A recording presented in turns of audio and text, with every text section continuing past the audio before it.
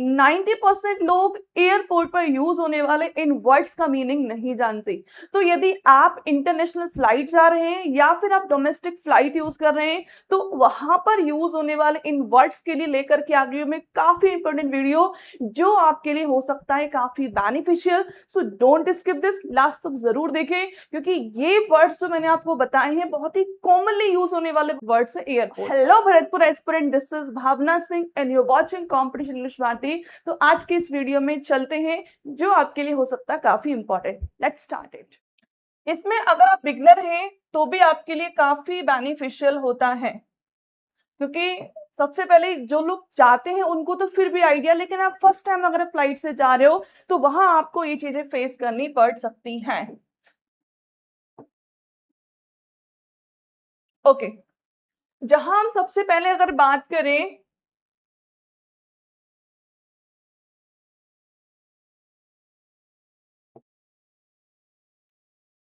Okay सामान trolley. देखो सामान ट्रॉली जो है, ट्रॉली आप जानते हो जब भी आप एयरपोर्ट पर जाते हो तो एक ट्रॉली होती है जिसमें आप अपने लगेज को रखते हो क्योंकि बहुत सारा सामान होता है तो आपको अंदर तक जाने के लिए ट्रॉली का यूज करना होता है, उसको बोलते हैं सामान trolley. Ticket counter, ticket counter आप जानते हो जहां पर आप अपना टिकट दिखाते हो या फिर लेते हो वो टिकट काउंटर होता है। चेक इन काउंटर, देखो चेक इन काउंटर में क्या होता है कि आपके डॉक्यूमेंट्स चेक किए जाते हैं कि आपको आपके डॉक्यूमेंट्स को वेरीफाई किया जाता है कि परफेक्टली सही है या फिर कोई फेक आईडी तो यूज नहीं हो रही है। तो वहां चेक इन काउंटर जो होता है इसका एक ड्यूरेशन होता है कि कभी आपको 12 आवर्स पहले आपको चेक इन काउंटर करवाना पड़ता है या फिर आपको जस्ट लाइक 6 आवर्स। तो अलग अलग चीजें अलग अलग कंट्रीज में डिफर डिफर होती हैं। प्रतीक्षालय आप जानते हो वेटिंग एरिया जहां पर आप अपनी फ्लाइट का वेट करते हैं। कभी कभी फ्लाइट डिले हो जाती है, स्पेशली विंटर सीजन में ऐसा होता है। अगर विंटर वेदर है तो वहाँ फ्लाइट सबसे लेट हो जाती है जिस वजह से वहाँ वेटिंग एरिया होता है तो वो लोग उस एरिया में बैठ करके वेट कर सकते हैं। नेक्स्ट बात करें घोषणा, यानी कि अगर फ्लाइट किसी रीजन से डिले है या कोई और रीजन की फ्लाइट कैंसिल हो गई है तो वहां अनाउंसमेंट सेंटर्स होते हैं। ठीक है, ये रेलवे स्टेशन पर भी होता है, फ्लाइट सेंटर्स पर भी होता है। नेक्स्ट विमान चालक, ये तो बहुत कॉमन है जो बहुत अच्छे से आप जानते होंगे। और को पायलट, यानी कि इसकी एब्सेंस में या फिर इसको कोई इश्यू हो गया तो उस कंडीशन में ये इसकी हेल्प करता है। तो इस तरीके से पायलट और को पायलट की पूरी टीम होती है। यहां बात करें तो कोई विंडो सीट, खिड़की वाली सीट, ये तो बहुत कॉमन चीज है कि विंडो सीट जिधर विंडो है वो वाली सीट आपको लेनी है। एंड मिडिल सीट, ये भी सिंपल है, लेकिन इसके बाद जो आने वाली सीट है ना वो बहुत इंपॉर्टेंट है और ये सीट है, सॉरी क्लाइंट रहेगी।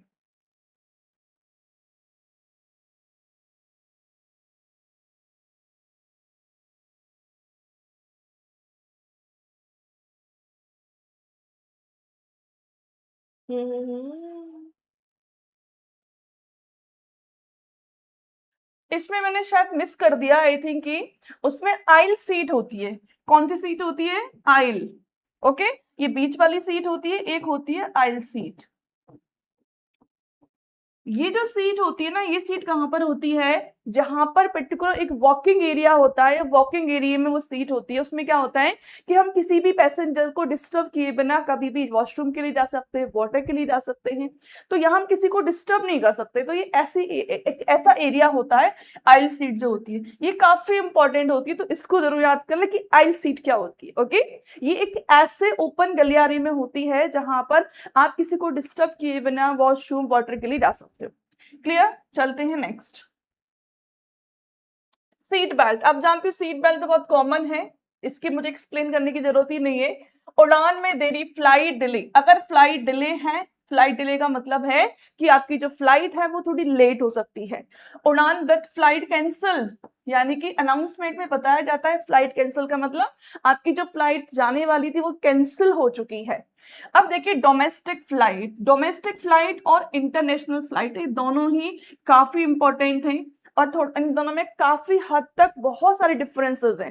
देखो डोमेस्टिक फ्लाइट क्या होती है, जब आप अपनी ही कंट्री के अंदर फ्लाइट से जा रहे हैं, जस्ट लाइक आपने जयपुर से स्टार्ट किया और आपको अहमदाबाद जाना है, तो ये आपके कंट्री के अंदर आपको फ्लाइट लेनी है तो वो है डोमेस्टिक फ्लाइट, यानी कि आपको दूसरी कंट्री में नहीं जाना। इंटरनेशनल फ्लाइट में क्या होता है कि आप एक दूसरी कंट्री से एंड नेक्स्ट किसी कंट्री में जा रहे हो तो वो इंटरनेशनल फ्लाइट, जैसे कि आप इंडिया से जापान जा रहे हो तो वो इंटरनेशनल फ्लाइट है। इट्स क्लियर ना। नेक्स्ट है जर्नी। आप जानते हो जर्नी जो आप कर रहे हो, जो आप जाने वाले हो फ्लाइट में, that is journey. So simple.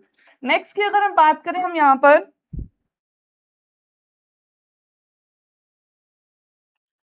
गंतव्य यानी कि डेस्टिनेशन, जहां पर आपको पहुंचना है दैट इज डेस्टिनेशन, यानी कि आपको जापान में पहुंचना है तो वो आपका डेस्टिनेशन पॉइंट है। प्रस्थान यानी डिपार्चर टाइम, कितने बजे ये फ्लाइट यहाँ से निकलने वाली है, दैट इज डिपार्चर टाइम, यानी कि लीव करेगी। आगमन अराइवल, कितने बजे ये यहाँ पर आने वाली है, अराइवल। और पासपोर्ट जान, देखो इसकी अगर बात करें पासपोर्ट कंट्रोल जो है ना, इसमें जो अथॉरिटीज होती है, जो अधिकारी वहां के होते हैं एयरपोर्ट पर, वो पासपोर्ट को चेक करते हैं उनके डॉक्यूमेंट्स में कोई कमी तो नहीं है, तो वो कंट्रोल उनके हाथ में होता है कि पासपोर्ट को चेक किया जाता है। वीजा, देखो वीजा और पासपोर्ट दोनों की अगर हम बात करें तो दोनों में काफी हद तक डिफरेंस होता है।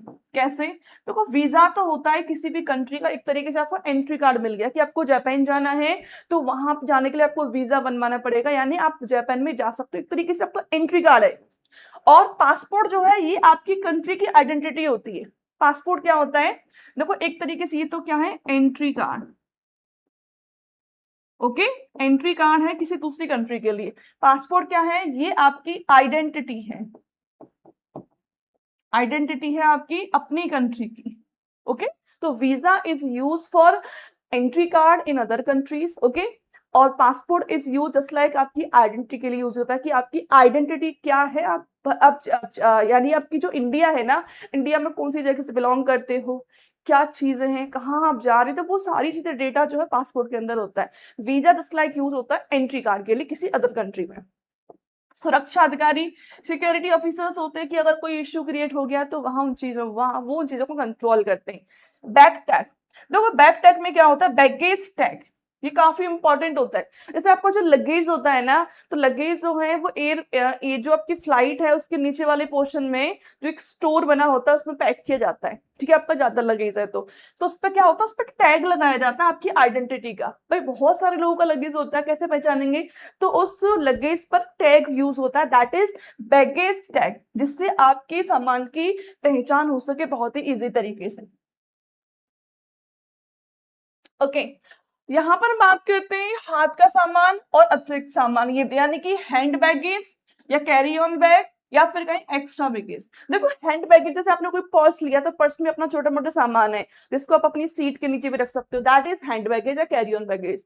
और अगर बात करें एक्स्ट्रा बैगेज, एक्स्ट्रा बैगेज वो होता है जैसे जो ज्यादा सामान है जिसको नीचे जो फ्लाइट है, जो आपका एरोप्लेन है उसके नीचे जो स्टोर बना होता है उसके अंदर उस सामान को रखा जाता है, वो ज्यादा सामान होता है। ठीक है, तो दैट इज एक्स्ट्रा बैगेज। यहाँ हम कहेंगे फ्लाइट नंबर अलग अलग होती है, you know very well.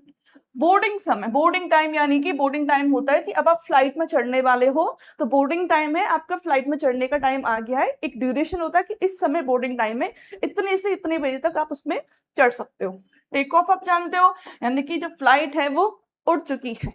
Landing का मतलब है फ्लाइट जो है आ चुकी है, ठीक है, यानी कि उतर रही है फ्लाइट। और यहाँ पर इटिनरी का मतलब होता है, अगर हम कहें तो, कि जो आपका जो टाइम है, यानी कि जो आप ट्रेवल कर रहे हो उसके स्केड्यूल जो है ना, वो इसके अंदर सारी चीजें होती है कि कितने बजे से कितने बजे पहुंचने वाली है आपकी फ्लाइट, नेक्स्ट आपकी फ्लाइट कहाँ से होने वाली है, तो सारी चीजें आपका पूरा ट्रेवल स्केड्यूल्स होता है इसके अंदर। तो इस तरीके से ये जो वोकैबुलरी है ना वो आपके लिए काफी बेनिफिशियल है अगर आप फ्लाइट से ट्रेवल कर रहे हैं, क्योंकि ये बहुत कॉमन वर्ड्स है, अगर हमें इनका मीनिंग नहीं आता है तो कहीं ना कहीं हमें एम्बरेसिंग फील होता है। अगर आपको वीडियो पसंद है तो वीडियो को लाइक जरूर कर दें एंड शेयर करना बिल्कुल भी नहीं भूलें एंड सब्सक्राइब करना तो बिल्कुल भी नहीं भूलें, क्योंकि ऐसे ही वीडियोस स्पोकन के एंड वोकैबुलरी के मैं लाते रहती हूँ आपके लिए।